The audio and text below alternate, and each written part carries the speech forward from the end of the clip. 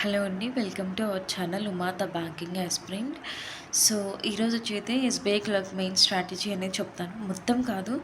The most important అంటే బేసిక్‌గా మనం ఏది ప్రిపేర్ అయితే మనం ఎక్కువ స్కోర్ చేయగలం ఏంటి అనేది క్లియర్‌గా చెప్తాను.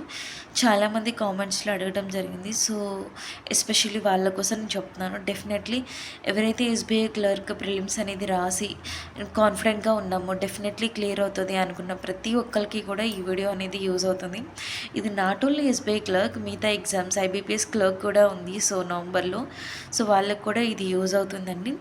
So, SBI clerk expected results వచ్చేసరికి నవంబర్ 5th అంటున్నారు. అండ్ నెక్స్ట్ మెయిన్స్ ఎగ్జామ్ వచ్చేసరికి మనకి 15th ఉండటం జరిగింది.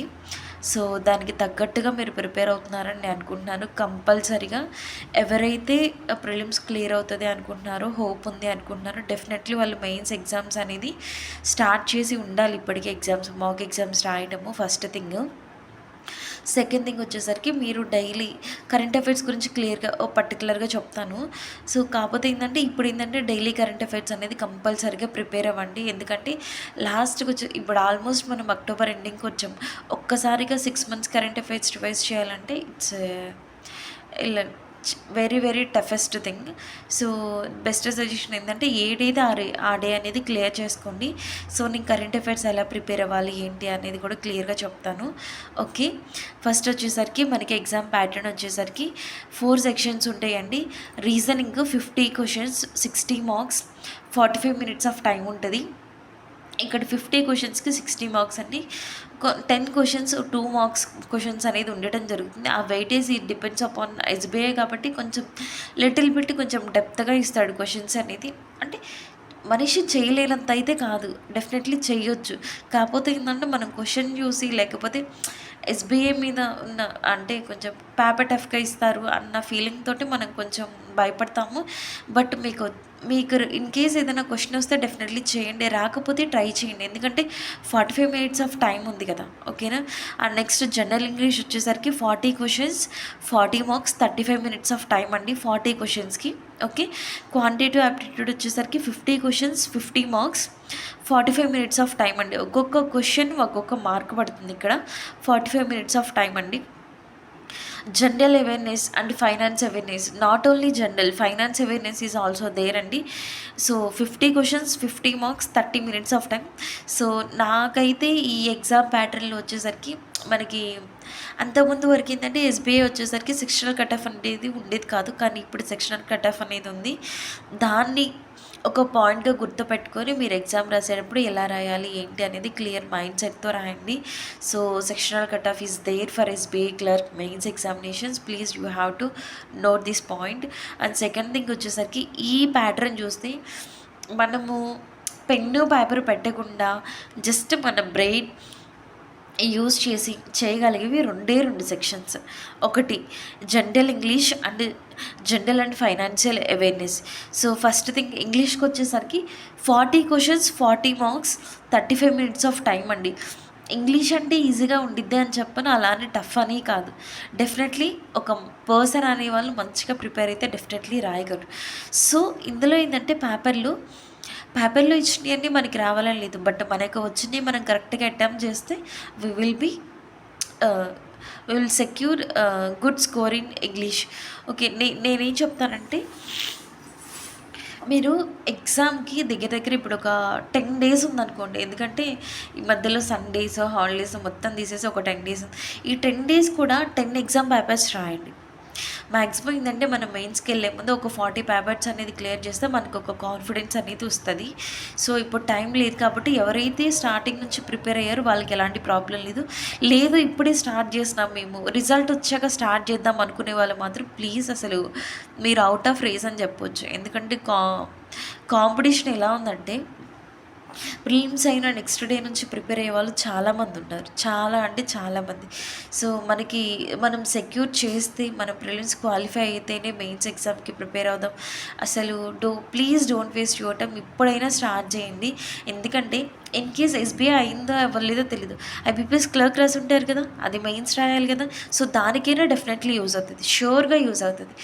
ఒక ఎగ్జామ్‌కి మనకి అది యూజ్ అవ్వలేదు అంటే బ్యాంకింగ్ ఎగ్జామ్స్ అన్నిటికీ కూడా మాక్సిమం సేమ్ సిలబస్ ఉండిద్ది. Same current affairs, same logical thinking ఇవన్నీ కూడా ఉంటాయి. ఒక ఎగ్జామ్‌కి మనకి అది యూజ్ అవ్వలేదు, యూజ్ చేసుకోలేకపోయామంటే నెక్స్ట్ ఆపర్చునిటీ అనేది కంపల్సరీగా మనకు ఉంటది. సో, దాన్ని దృష్టిలో పెట్టుకొని ప్రిపేర్ అవ్వండి. ఓకేనా? ఇంగ్లీష్ వచ్చేసరికి మీకు తెలిసినంత వరకు పెట్టండి. నెగెటివ్ మార్కింగ్ అనేది వద్దు. సో, మన తెలంగాణకు వచ్చేసరికి లాస్ట్ టైము 84 మార్క్స్ అనేది ఔట్ ఆఫ్ 200కి 84 మార్క్స్ అనేది కట్ ఆఫ్ అనేది ఉండటం జరిగింది. ఆంధ్రాకి వచ్చేసరికి 90-94 ఐ హోప్. సారీ 90 అనుకుంటా. 90 మార్క్స్ కట్ ఆఫ్ అనేది ఉండడం జరిగింది. మీరేం చేస్తారంటే ఏదైనా ఎగ్జామ్ రాసేటప్పుడు లాస్ట్ ఒక 4 ఇయర్స్ యావరేజ్ తీసుకొని కట్ ఆఫ్ ఎంత ఉందని దానికి ఆ 4 ఇయర్స్కి యావరేజ్ తీసుకొని మీరు అది కట్ ఆఫ్లో పెట్టుకొని ప్రిపేర్ అవ్వండి ఎగ్జామ్ రాసేటప్పుడు. సపోజ్ ఇప్పుడు మనకి తెలంగాణకి 84 రావాలనుకో, మనం 84 కదా, 84 మీద ఒక 10 మార్క్స్ ఎక్స్ట్రా అంటే ఒక 94 అలా పెట్టుకుంటే మనం 84 అనేది సెక్యూర్ చేయగలం. అది ఇదంటే సేఫ్ జోన్ అంటారు. ఓకేనా? దాన్ని నెక్స్ట్ వచ్చేసరికి జనరల్ ఇంగ్లీష్. మీకు అసలు ఏదైనా కానీ మీకు తెలిస్తేనే అటెంప్ట్ చేయండి. మెయిన్స్లో యాక్యురసీ అనేది వెరీ వెరీ ఇంపార్టెంట్. ప్రిలిమ్స్ సెక్షన్కి వచ్చేసరికి మనకి స్పీడ్ అనేది ఇంపార్టెంట్. ప్రిలిమ్స్ ఆల్రెడీ మీరు రాశారు కాబట్టి సో సెలెక్ట్ అవుతారు అన్న కాన్ఫిడెన్స్ డెఫినెట్లీ ప్రతి ఒక్కళ్ళలో ఉండాలి. ఎందుకంటే చాలామంది ఎగ్జామ్ బాగా రాయడం జరిగింది అంటే పేపర్ ఆల్సో ఈజీగా వచ్చింది. చాలామంది ఫియర్ కూడా ఉంది ఏంటంటే కట్ ఆఫ్లో ఎక్కువ ఉంచుతారేమో. కట్ ఆఫ్ సంగతి పక్కన పెట్టండి. ఫస్ట్ ప్రిపరేషన్ అనేది మీరు గట్టిగా చేయండి.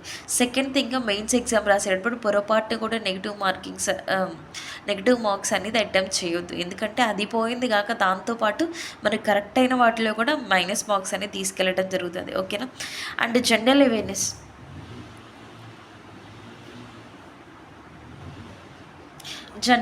ఎక్కడి నుంచి చదువుతారు? మీకు నవంబర్ 15th ఎగ్జామ్ ఉంది కదా. సో నేను చెప్పేదైతే జూలై నుంచి ప్రిపేర్ అవ్వండి. జూలై దగ్గర నుంచి ఫస్ట్ ఏంటంటే బ్యాంకింగ్ అండ్ ఎకానమీ,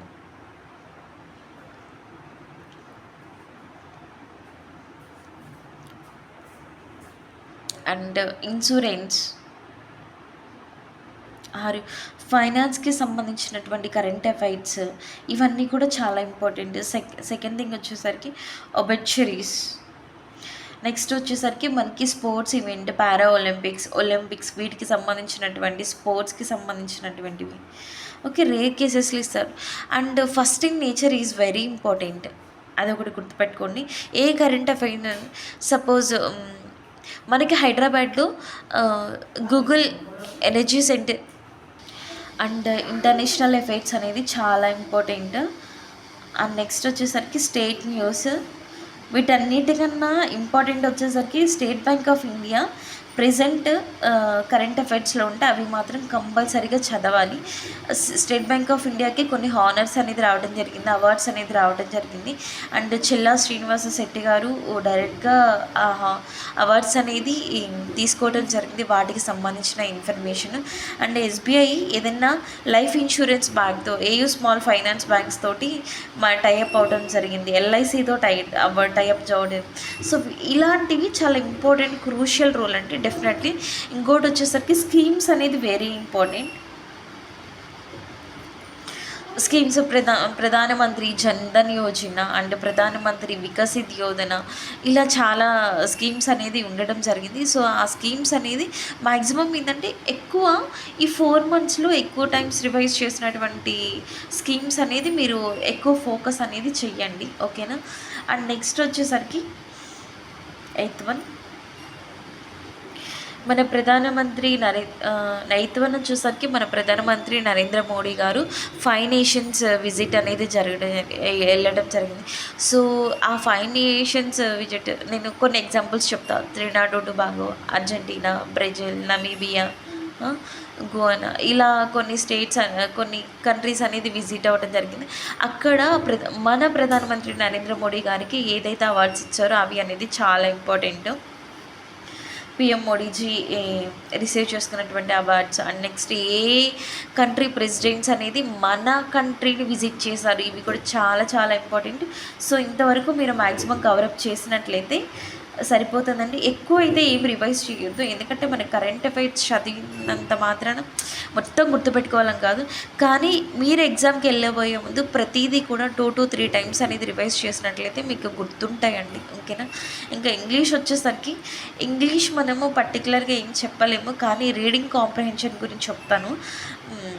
అంటే నాకు తెలిసినంత వరకు ఆర్సీ, 2 ఆర్సీస్ అనేది వస్తాయి. ఒకటి ఇంకా వచ్చేసరికి పారాజంబుల్డ్ అనేది రావడం జరుగుతుంది. ఆర్సీ గురించి చెప్తాను. బేసిక్ ఏ పర్సన్ అయినా కానీ ఎవరైతే రీడింగ్ అనేది ఇంగ్లీష్ రీడింగ్ అనేది మేము బాగా చేస్తాము. Okay, we can understand within stipulated టైంలో ఆర్సీస్ అనేది కంప్లీట్ చేయగలిగితే దగ్గర 10-15 మార్క్స్ ఆర్సీస్ అనేది ఉండటం జరుగుతుందండి. ఇంతవరకు పెట్టినట్లయితే ఆ సెక్షనల్ కట్ ఆఫ్ అనేది క్లియర్ చేయటం. మ్యాక్సిమం కట్ ఆఫ్ కూడా ఎక్కువేం ఉండదు. 3-4 మార్క్స్, 4-5 మార్క్స్ ఇంతే ఉంటుందండి. కాకపోతే ఏంటంటే ఓవరాల్ కట్ ఆఫ్ క్లియర్ చేయాలి, సెక్షనల్ కట్ ఆఫ్ క్లియర్ చేయాలి. ఇది ఒకటి మాత్రం మైండ్లో పెట్టుకోండి.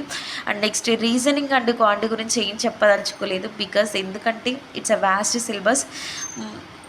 మనమేం రాస్తామో మన పక్క వాళ్ళు కూడా అదే రాస్తారు. మనం ఏదన్నా పక్క వాళ్ళ మీద ఎక్కువ స్కోర్ చేయగలం అనుకుంటే అది English.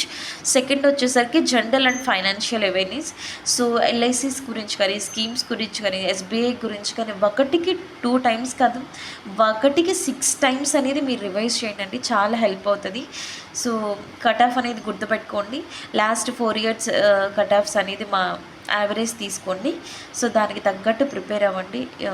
So SBI clerk mains strategy అయితే ఇది. నేను మొత్తం ఇది చెప్పదలుచుకోవట్లేదు, ఎందుకంటే ప్రీవియస్ వీడియోస్లో క్వాంటి రీజనింగ్ ఎలా ప్రిపేర్ అవ్వాలి మెయిన్స్కి అనేది నేను డీటెయిల్ వీడియో అనేది చేయడం జరిగింది. ఆ లింక్ అనేది డిస్క్రిప్షన్లో ఇస్తాను. లాస్ట్ ఇయర్ నేను ఎస్బీఐ క్లర్క్ మెయిన్స్ అనేది రాయటం జరిగింది. సో నా దగ్గర నేను అప్లోడ్ చేశానా లేదా అనేది కూడా నాకు గుర్తులేదు, మెయిన్స్ స్కోర్ కార్డ్ అనేది. సో ఉంటే మాత్రం డెఫినెట్లీ వేస్తాను. ఓకే, సెకండ్ థింగ్ వచ్చేసరికి ఎవరైనా ఎగ్జామ్కి బాగా ప్రిపేర్ అవుతున్నామో, మాకు వితిన్ స్టిపులేటెడ్ టైంలో కవర్ అవ్వట్లేదు కరెంట్ అఫైర్స్ అని భయపడొద్దు. మీరు ఎంతవరకు అయితే చదవగలరో అంతవరకు చదవండి, కాన్ఫిడెంట్గా ఉండండి. ఓకేనా? Okay, thank you so much. ఏదైనా డౌట్స్ ఉంటే మాత్రం కామెంట్ సెక్షన్లో కామెంట్ చేయండి. Thank you.